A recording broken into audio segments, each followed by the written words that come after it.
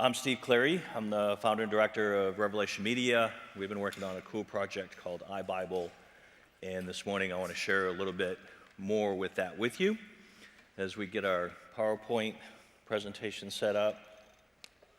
Okay, I do have 5 goals for the next hour. I was told I have 57 minutes.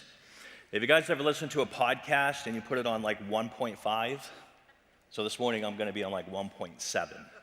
And so if I talk too fast, I apologize. But we have a Jeopardy quiz. We're going to let somebody win millions of fake dollars. I'm going to challenge you to consider how you can impact the world. Small goal. I'm going to list your help in a very special way, which I'm very excited about. We're praying one person in this room would join our team, join our new internship program, which hopefully I'll be able to talk about. And if we have time, we'll share what's coming next. But let's start with our Jeopardy quiz. Now, please, we're going to do this very orderly. Just shout the answer. If you know it, even better. But keep track of what you know in your head, okay? Because I want to know how many you get right. Final Jeopardy. Okay, that was great. How many got all the questions right? Welcome to the Christian Worldview Film Festival. I am Alex Trebek.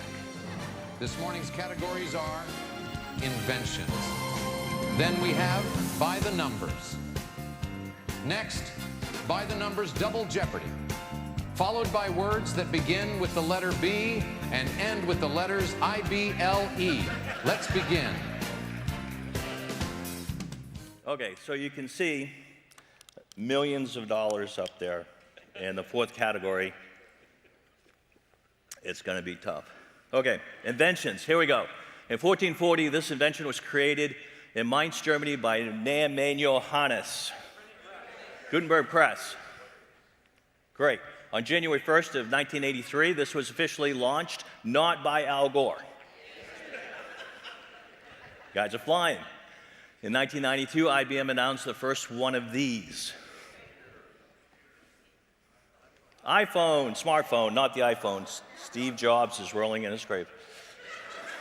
On February 14, 2005, not because of Valentine's Day, 3 former employees of PayPal invented this. So I think I heard it over here. Someone say YouTube?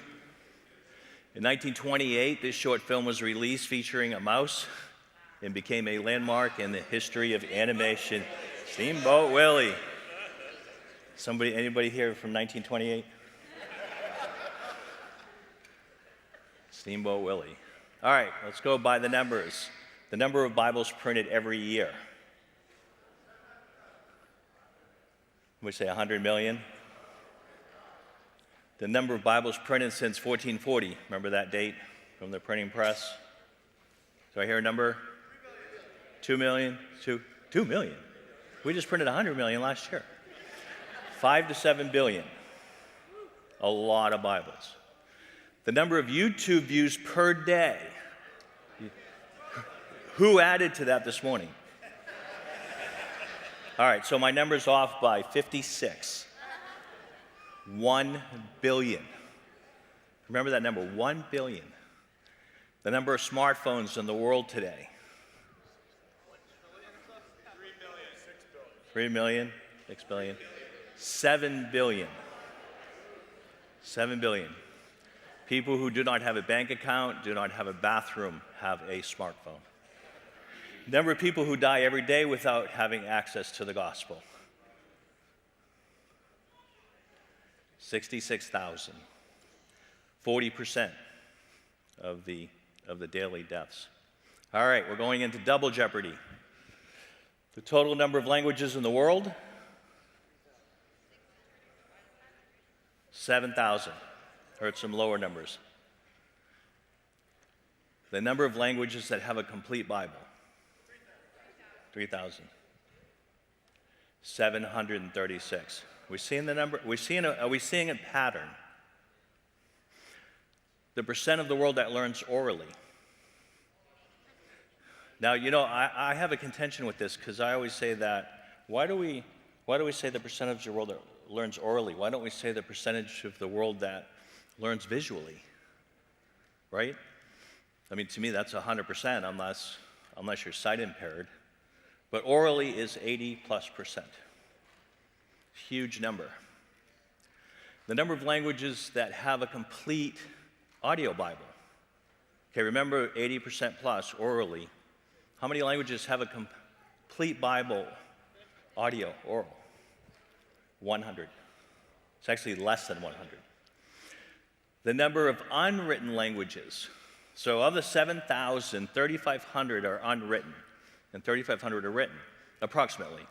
It's an easy way to remember it. The number of unwritten languages that have a complete oral translation.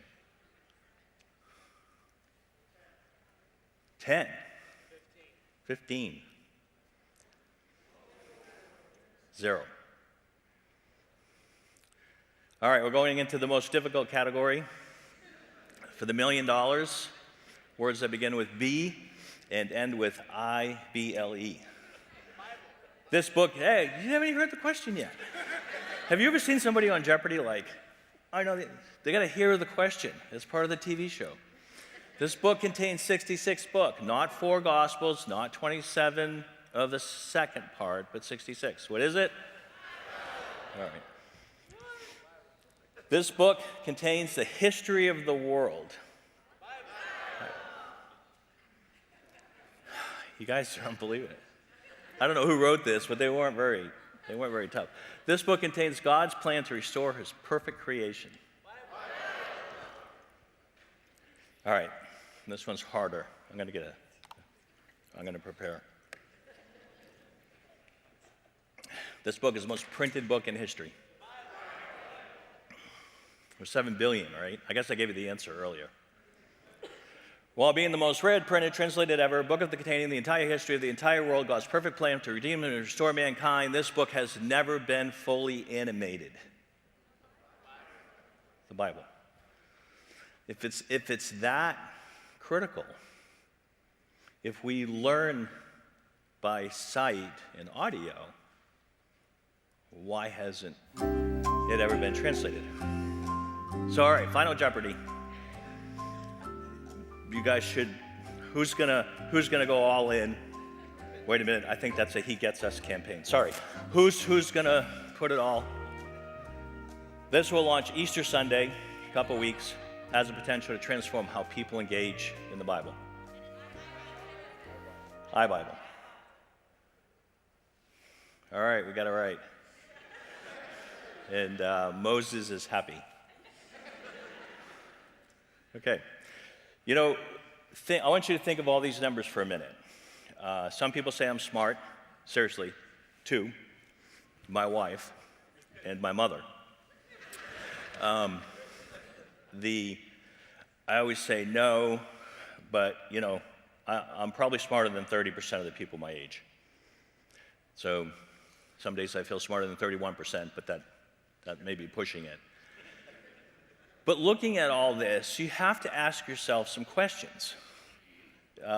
Interesting, on my phone yesterday, I got from a major Bible organization, they said that nearly everybody in the world who can read, who can understand a Bible, could reach up on their shelf and they could pull a Bible off, a printed Bible off. That statement is relatively true. Now, unless you live in places like Iran, or a place where you can't get a Bible and the church is exploding, you have access to a Bible. Remember, most printed book in history, 7 billion, right? Remember by the numbers Jeopardy quiz. You have access to a Bible. Then they ask the question, having access to the Bible, why is Bible engagement going down among the Western world? And it's going down fast. It's not going down a little bit. Some is like 20, 30% decline in the last few years. And so you ask yourself, what if? I remember asking myself, what if? And this is our case statement. somebody told me if we're going to do iBible, we need to print a case statement for people to know what this project is. And they said it has to be compelling. So I called it a compelling case for iBible. So if you can steal that. To me, that was the best way to make it compelling. We say, what if there was a visual presentation of the entire story of God's Word? What if it was presented as one cohesive chronological story? What if it was visually stunning and easy to translate into any language of the world? And what if it was available on devices people already own? It just seemed like simple questions. It seemed like something that would make sense to us. And when we first wrote the case statement, there were 5 billion of these. And then just in the time of going through all this process in the last couple of years, we recheck our numbers and it's grown to 7 billion. I mean, it is just crazy, and what God has given us. So right now we spend money on text first. We spent that 100 million printed Bibles a year cost 500 million in just printing alone, not including distribution, translation licenses, everything else just printing it, $500 million a year. And then some money goes to audio, but remember, there's only 100 complete. I'm talking, to me, the gospel doesn't start at Christmas and end at Easter. It starts in Genesis, right? And it completes when Christ returns, and as revealed in the book of Revelation. And so, but we spend 90+% of all resources in the West on text, and then we go to audio, and then we go to visual. And visual gets just a tiny percentage. Now, I know what you're thinking. You're going to say, well, Steve, you're preaching to the choir. Well, I like preaching to the choir because they don't disagree with me. So I'll preach to the choir. So we learn by visual, audio, text. And that's the premise. It's like, how do we flip this upside down? I was recently in Africa, and we were in a city, and we were sharing with some people, and somebody said, people in the city have smartphones, but people in the village don't, in the countryside in Africa. And the man I was with, he's a very smart man named Ishmael, and he was my host, and he said, my research says differently. He says, my research says 65% of people, even in the poor villages, have a cell phone or a smartphone or have access to one. So he did something kind of cool. It was unexpected. We kind of canceled some meetings, and we drove 100 miles out of the city, which is like a day's drive in Africa, and to a poor village. He knew a pastor. He said, would you show a couple episodes of iBible and invite people in?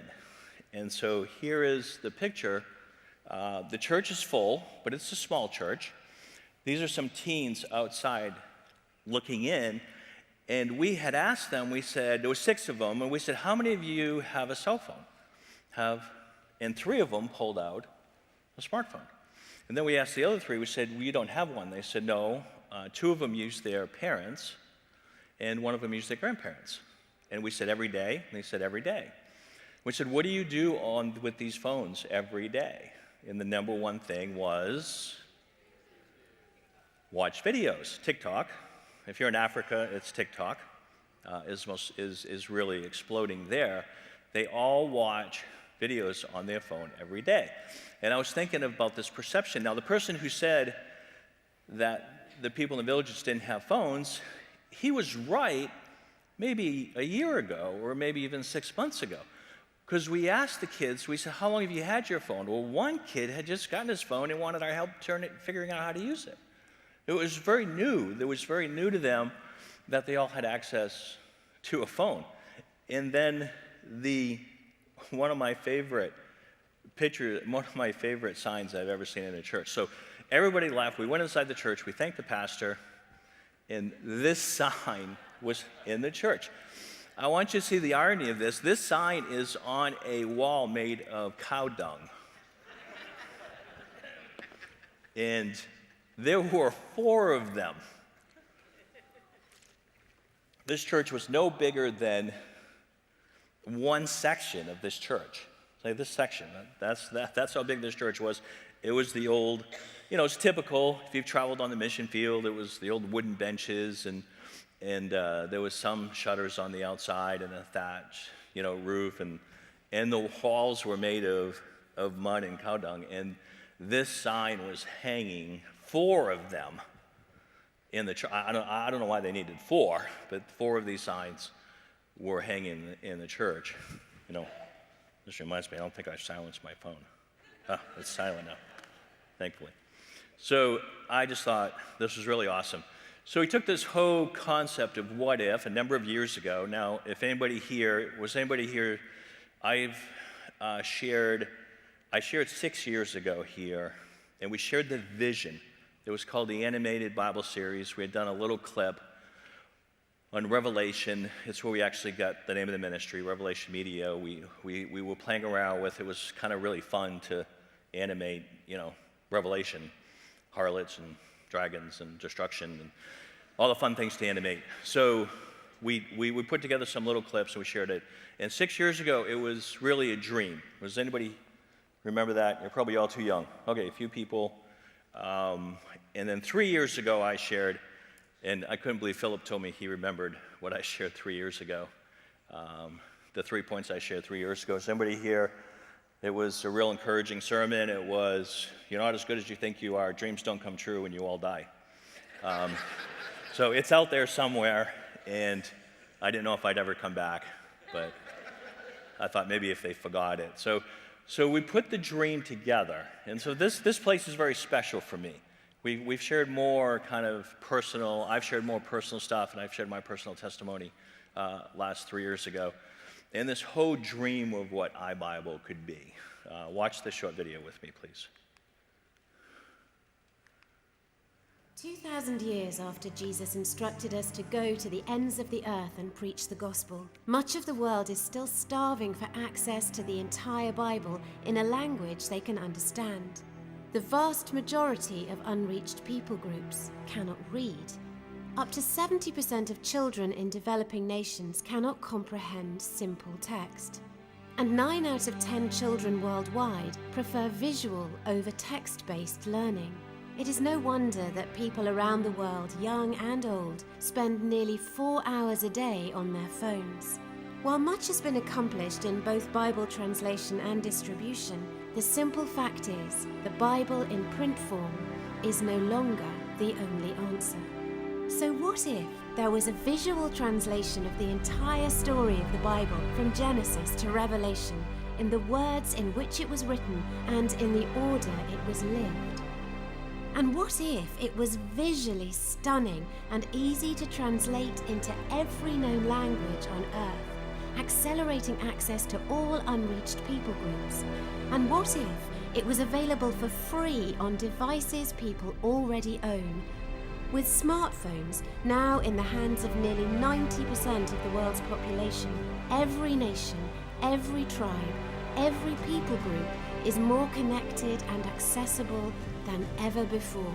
From creation to the fall, from the kings to the prophets, to the coming of Christ and his final revelation, the time has come for iBible, a visual Bible for a visual and connected world.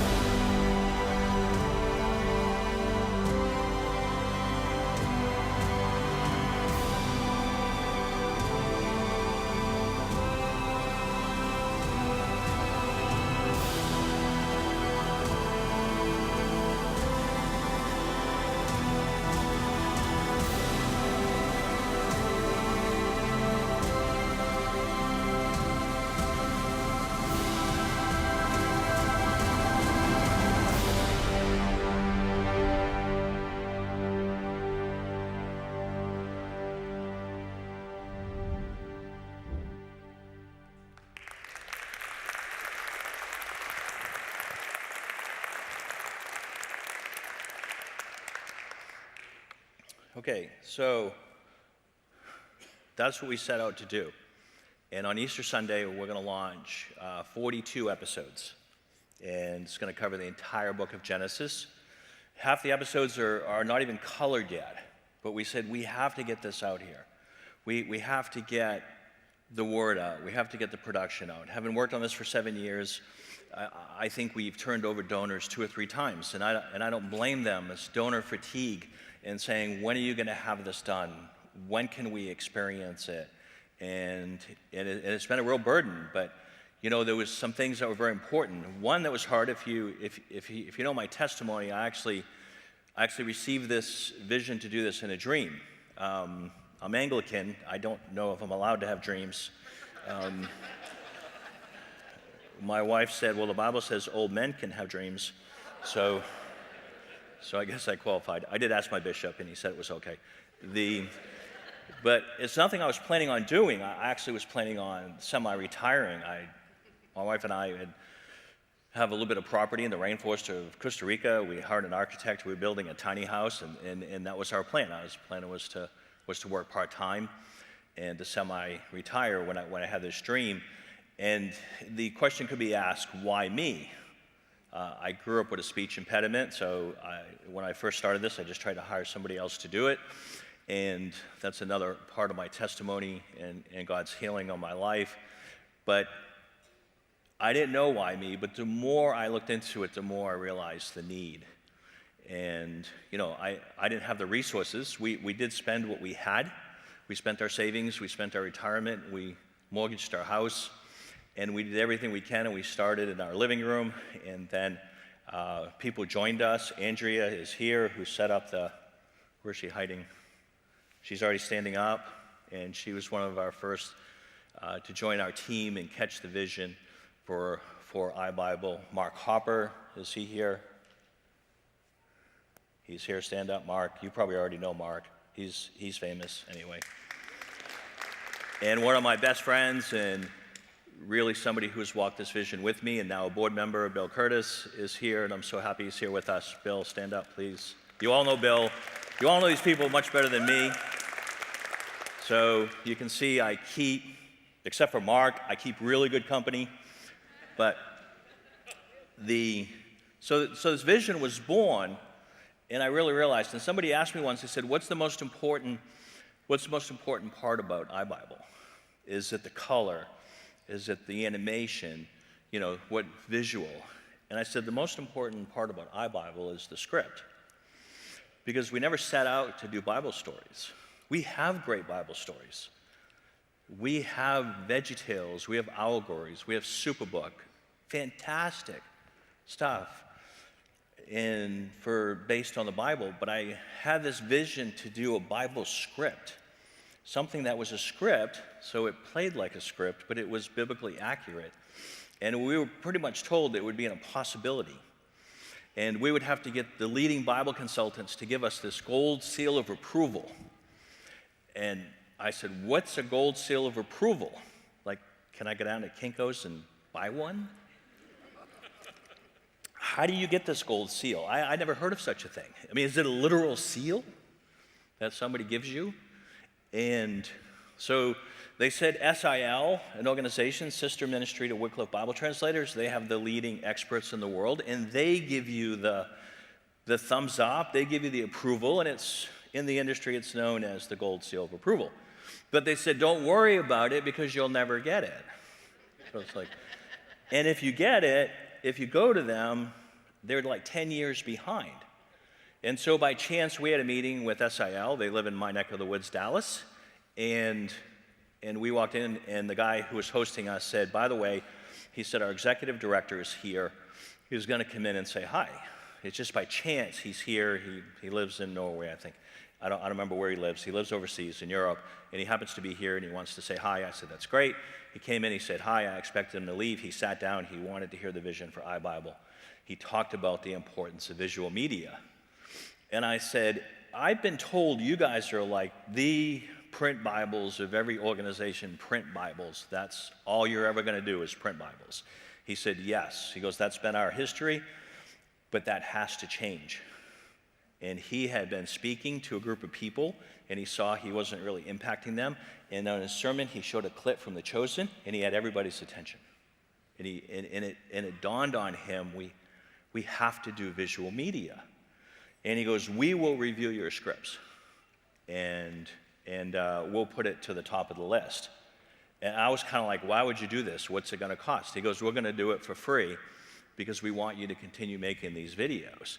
I literally, to me, it was as big a miracle as any in my life. Last week, we got the gold seal of approval.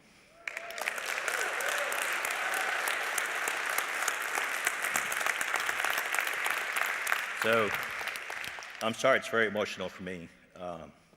Growing up with a speech impediment, flunking English, but we have a great team, and God has blessed us, and we have authentic translation of Scripture, of the narrative, of the scriptural narrative. And so we have these 42 episodes, and we are going to release them Easter Sunday, and they're going on a really cool app, and I'm going to see if I can get this to work. You don't want to see all my family pictures. Oh, my grandkids. It's not fair to show them because they're too cute. You might feel bad about yours. All right, it's up here. So we're going to launch this really cool app, and it's very simple, but very, very deep. And so we have the real story of Jesus. This is what we call our salvation episode. This is so when you're watching episodes from the Old Testament and you ask yourself, what do I do to be saved? This is the episode called The Real Story of Jesus, and it covers Jesus through 300 scriptures from Genesis to Second Coming and Revelation. And we put this online just months ago. We've had 1.2 million views across 8 languages. 90,000 people told us they accepted Christ after watching it. 90,000.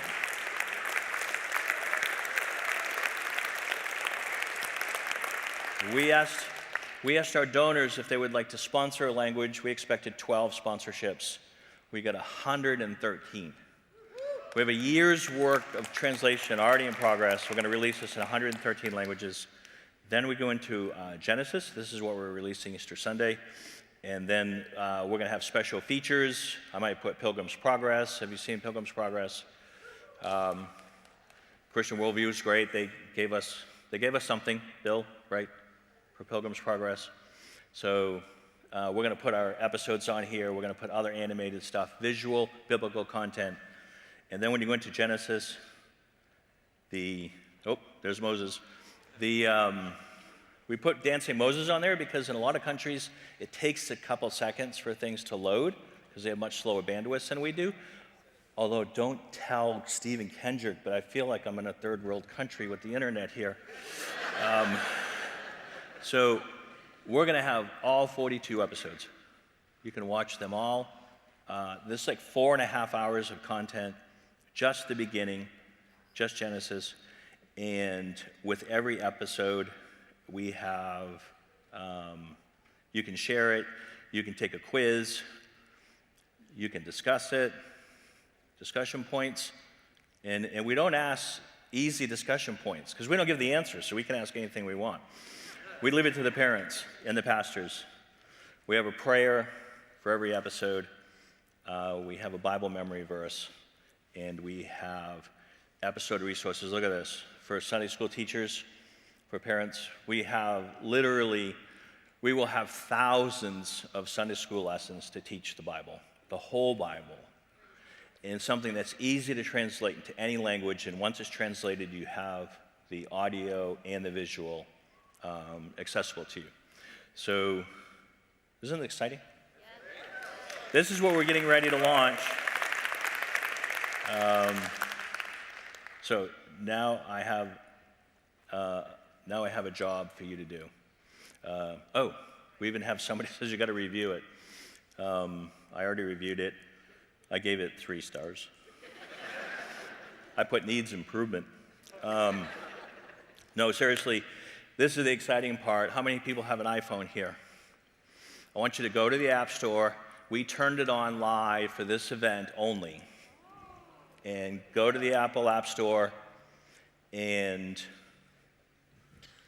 you can download, look for iBible by Revelation Media. We're so new we don't even show up if you put iBible. Everybody else shows up, but we don't. Go to iBible Revelation Media. You can log in with a, let me plug back in.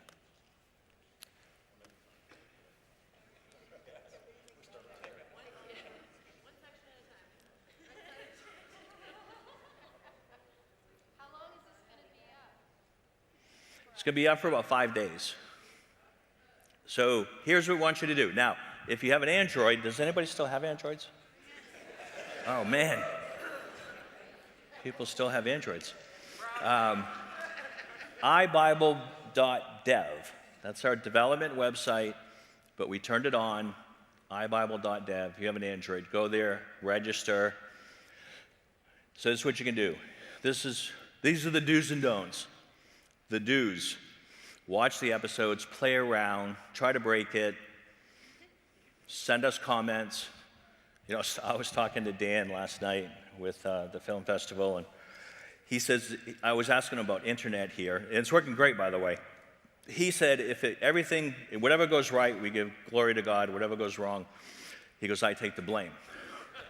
I says, we have a similar thing in our office.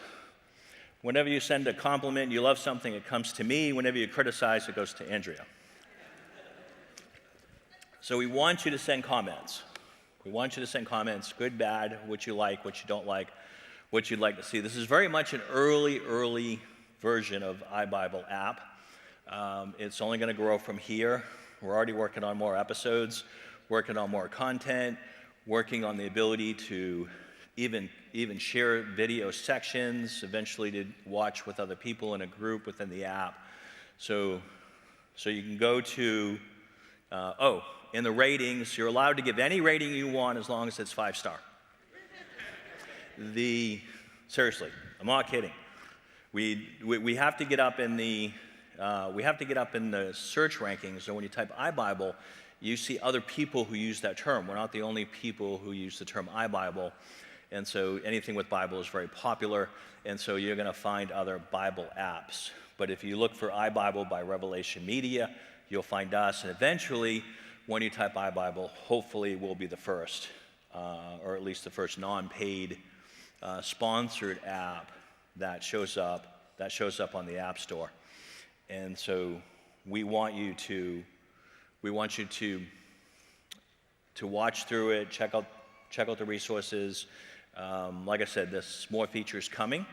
Easter Sunday is the official launch. We're doing a huge launch in Kenya. We have a concert with like 10 Christian artists. We're doing a push into northern India where there's increased persecution. Mark Harper is helping us do a launch into Bulgaria that is starting. And of course in the U.S., we have some things planned in the U.S. We'll be at the Southern Baptist Convention with our iBible bus. They let us in. We're very thankful for. And so we're very excited about people being able to use iBible. The reward for me, the reward for our team is people engaging in Scripture, right? We believe if we talk to the next generation and even others in something they already understand, and it doesn't. You know, I was speaking to a group of Anglican bishops. They were all like my age and older, and it's funny because they were all on their phones. I called them out on it. I got in trouble. But it's not just the young people, right? And we got people, somebody told me that their child doesn't know how to read, but they know the passwords on their parents' phone. And they've just memorized how to type it. And they know how to get to their favorite videos that they watch. So we want people watching through the 42 episodes. We have put some of these on YouTube, and we have not many.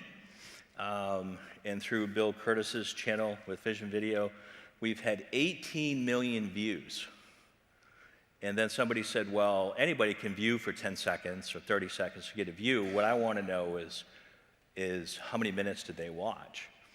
And I was kind of scared to look at that, you know, because I actually had never looked at it. I see the views, but go into the back office and see how long somebody watches the episode.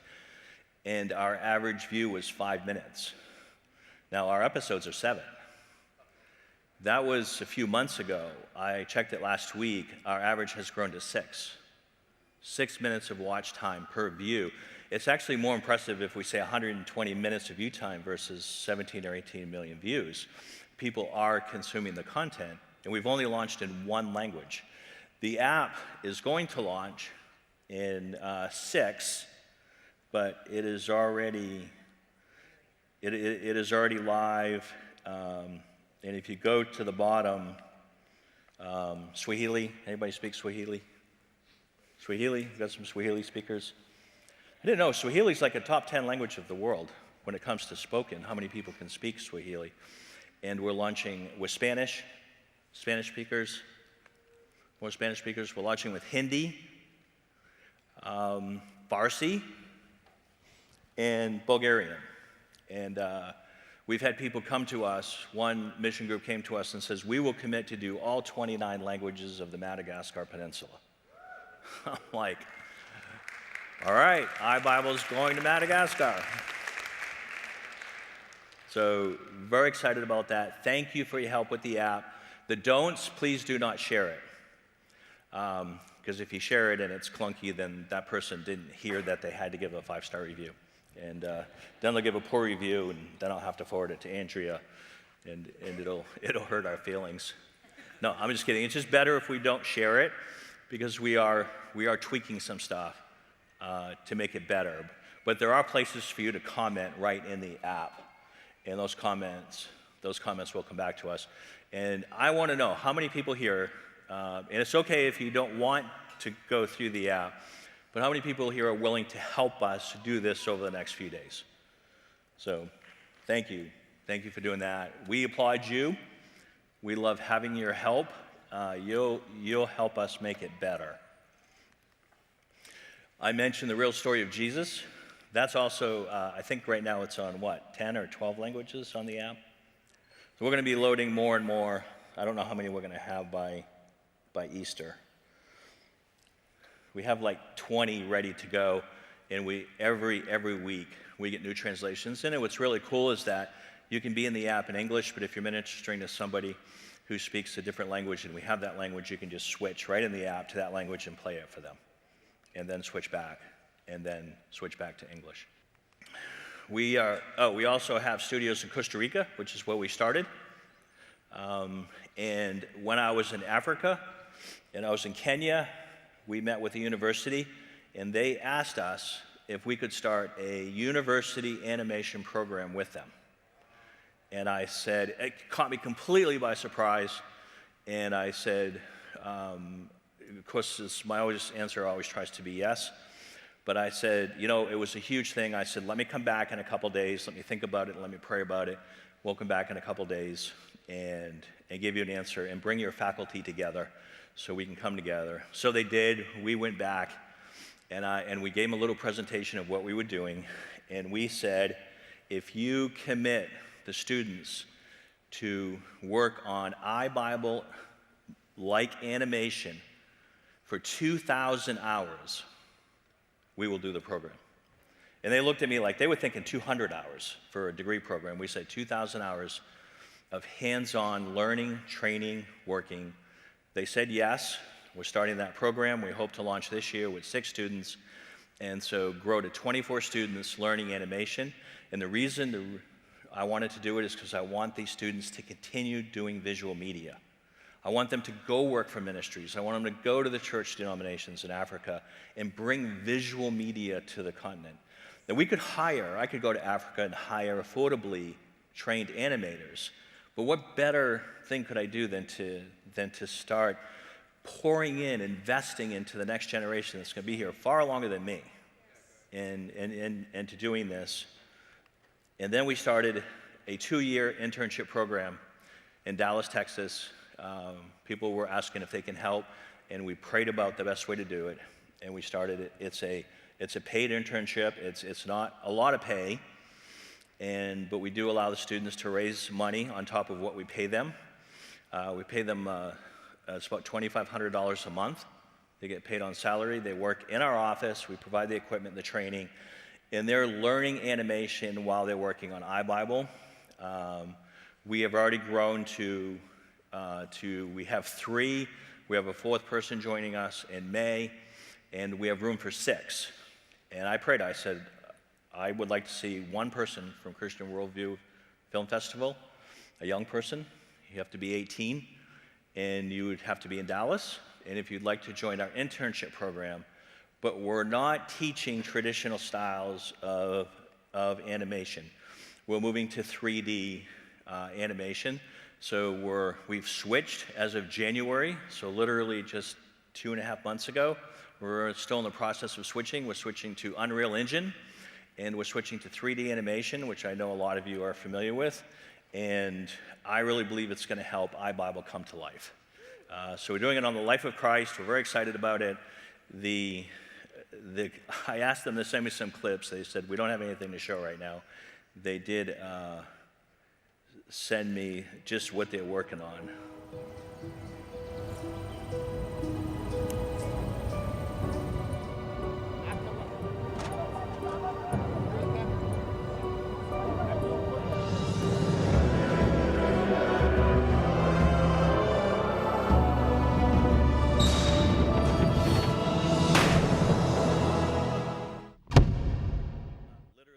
Sent me what they were working on. They've been doing this for weeks.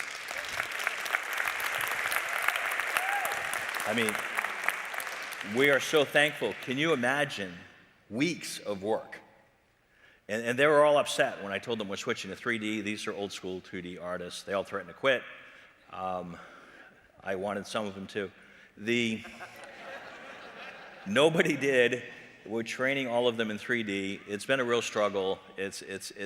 We've been patient. They've been patient with us.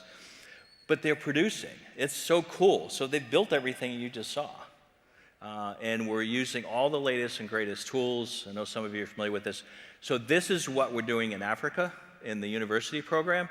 And this is what we're doing in Dallas with our 2-year internship program. You are learning this style of animation using Blender, Unreal Engine, Unreal Illusion, we use so many different programs. We're doing motion capture, so all our animation is being done with some of the highest quality motion capture suits. We're learning it. You know, it's very hard to get experts in this area. You kind of have to learn your own pipelines, but we're very excited about where it's coming. And another thing I was going to share is that 6 years ago when I spoke here, I challenged that you have to choose when you do media. You have to choose, are you doing it for money or for missions? You really do. I've seen people saying, well, why can't we have both? You can have both, but both cannot rule. One has to rule. Because what happens when you make a great film and then you sell it to a distributor and they lock up worldwide rights? And then I come along and I say, I would like to distribute this to our house church network in Iran. And I go, so I want Farsi. No, you can't have it. I mean, it's just not worth it to them. And we have tried and tried and tried to get some leading Christian films into the mission field, and we have had 0 success, to the point where we've given up on it. And so we'd rather say, if you're going to do a film you want for missions, don't lose the right to bring it to the mission field. Don't sign those rights away. Now, if you're going to do something to earn money and earn a living, there's nothing wrong with that. I think that's a great thing to do. In fact, we've also started a for-profit studio where we're going to take everything we're learning and we're going to do 3D animation. We're working on a cartoon series with a pastor who says, look, if we're going to criticize Disney but not do our own good animation, then that's a problem, right? And I said, I agree 100%. So I'm not afraid of anything for profit. Just know that's what rules. You're doing it. So we are working on a short film on St. Nicholas. We're hoping to sell it. We're hoping it becomes a series. On the saints, we're hoping it becomes multiple seasons. And so we're doing that. And someone says, well, what about the mission field? I said, we will do everything we can to bring it to the mission field, but we have to do it to support our studio. On the other hand, iBible, Pilgrim's Progress, other things we do, I know with like Torchlighters, it's mission first. So you can say no to money to support missions. And if it's the other way around, you may have to say no to missions to support money. But I'm not saying one is over the other. We do both. So literally, we started just a couple months ago with our for-profit studios called Real Studios. None of the animation has been put in, none of the facial expressions, none of that. It's just show you what we're starting to do and we're going to be doing more of in the world of animation.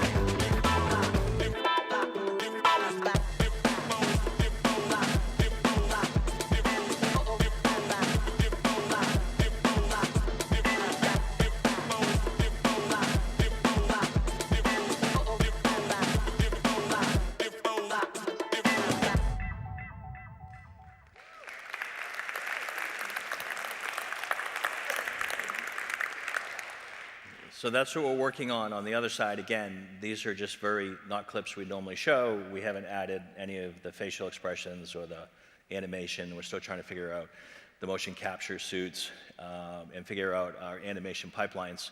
But here's really what excites me, and it's like God, you chose us to do this in the winter of my life.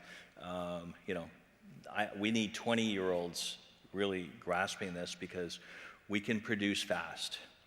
And we can produce, it used to be, with old school animation, the budget went nowhere but up. Right, Bill?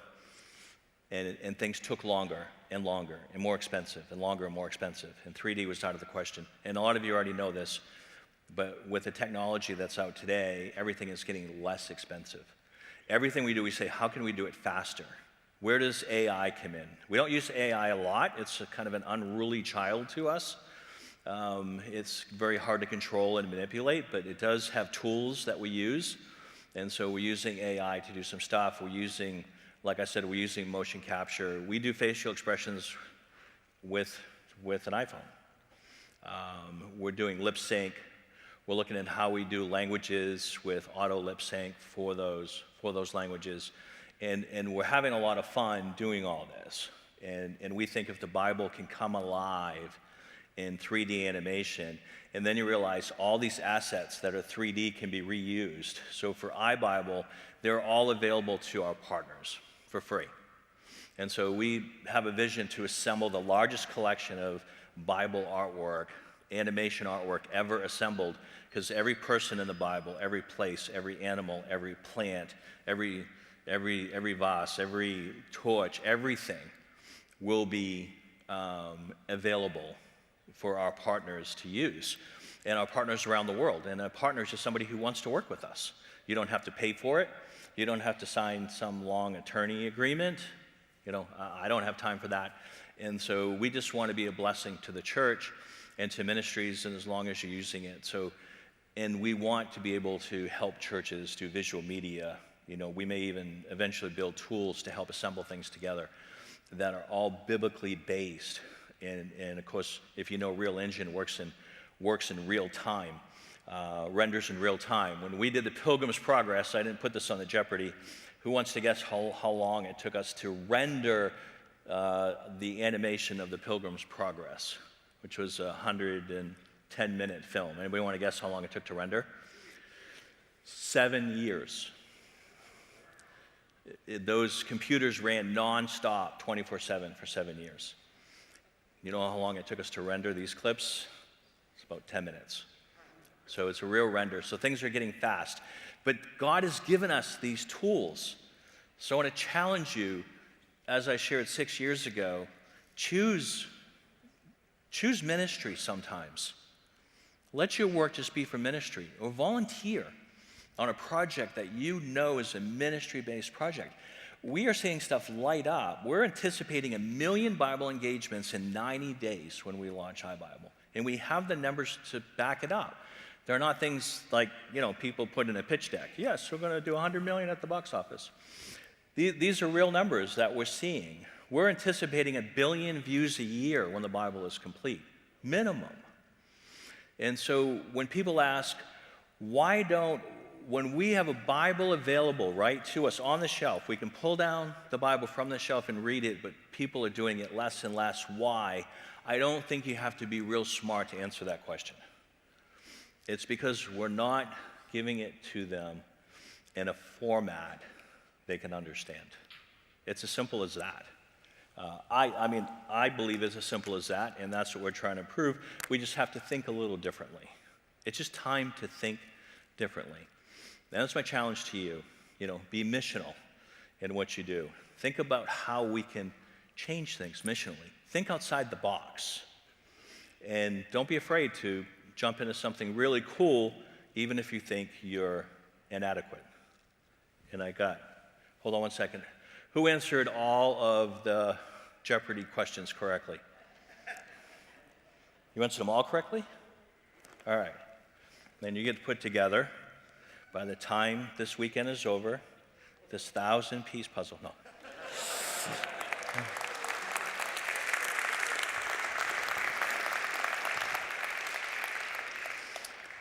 I will be available, and for today and tomorrow morning, I think I'm on a panel tomorrow. Mark will be here all week, and Andrea will be here. She's here all week, I think. And I think we have a Revelation Media Award, or a scholarship or something we do. So for missional type films. Philip was praying this morning, and he said, it's funny because he said, Steve, I know you know this. He said, the scripture says, one man plants, another waters, God has the increase. And it's a key scripture for our ministry. We believe we're planting seeds. And we're not, somebody else will come along and water. We are planting the seeds. But they have to intentionally click, I prayed for salvation today, and we have the prayer. We have at the end of the video, you can pray with us right now for salvation, and so if they want to pray, we put the salvation prayer on the screen and in their language. So that's it for me. Thank you for allowing me to share this last 57 minutes with you.